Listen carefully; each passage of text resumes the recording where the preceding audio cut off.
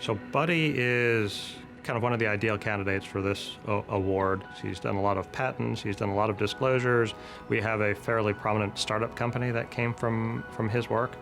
But beyond that, he's taken this idea of commercialization and brought it into a couple of other areas. I had the opportunity to be the director of the School of Engineering's Innovation, Product Design, and Entrepreneurship Program. And in that program, we bring together a collection of courses focused on innovation and entrepreneurship.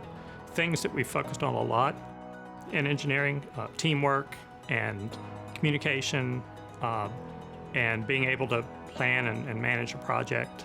And the things that are offered in the program and in the makerspace really give the students a chance to practice those skills. I actually remember very well how I first met Buddy. I was the director of the Panther LabWorks program, which is an entrepreneurial support program within the Innovation Institute.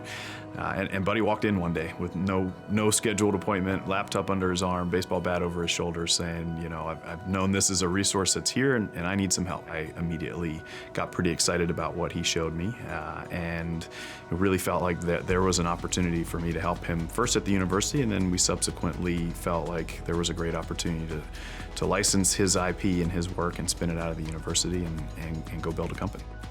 The origin of Diamond Kinetics really goes all the way back to when I was coaching my own kids in the game. A lot of the motions in sports, especially baseball and softball, weren't quantifiable. I set out to answer some of those questions just for my own sake, just to be a better coach. That led me to look at different measurement techniques and then settled eventually on inertial measurement sensors that are the wearables we use today. Once we were able to use these particular sensors, we had information not just about what we needed for bat fitting, but we had the full swing, full kinematics of the swing.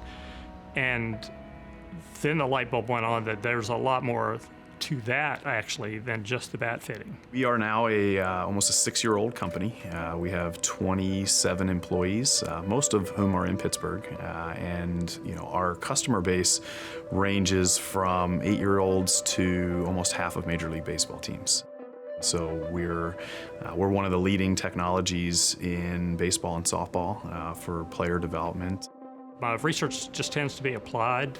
I just have a lot of opportunities to invent. And once I started, and then I really began to see the ability to make these things have a life beyond the university, that I just kept doing it. Yeah, my knowledge of what to do at that point was pretty minimal. So I just started talking to a lot of people, both within the Innovation Institute, other people that I knew outside of the university who had done startups of one form or another. We look to Buddy for what we should be. What corners we should be looking around next from a technology perspective, from an innovation perspective, and that's invaluable to us. He spends a lot of time with the Major League Baseball teams we work with because he's very relatable. The other item that really makes Buddy unique is his desire to be part of the ecosystem. So he tries to bring people together across campus that have very different backgrounds to solve the same problem. And typically when you bring different people together with different backgrounds to solve a problem, that's where the magic of innovation happens. I kind of look for opportunities that where the technology can be commercialized. One that's we've been working on quite a bit with Dr. Cameron Disfoulian in the medical school is called ThreadRight, which is a smart catheter system to help the nurse or doctor find and know when they're in the vein in order to deploy a catheter. Another medical technology is one that Dr. Brian Tillman has developed, a perfusion stent to hopefully save the lives of people that have had a chest wound where an artery is ruptured or torn, and they need some immediate care to seal that wound.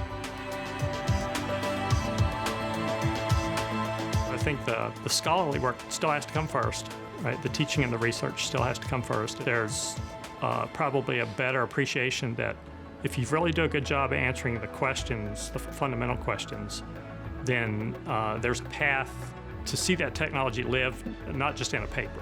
There are more doors that are opened up, and that's, I think, more widely appreciated now.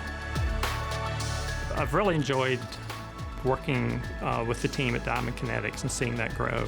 And I want to continue that. That satisfies my itch there, that entrepreneurial itch.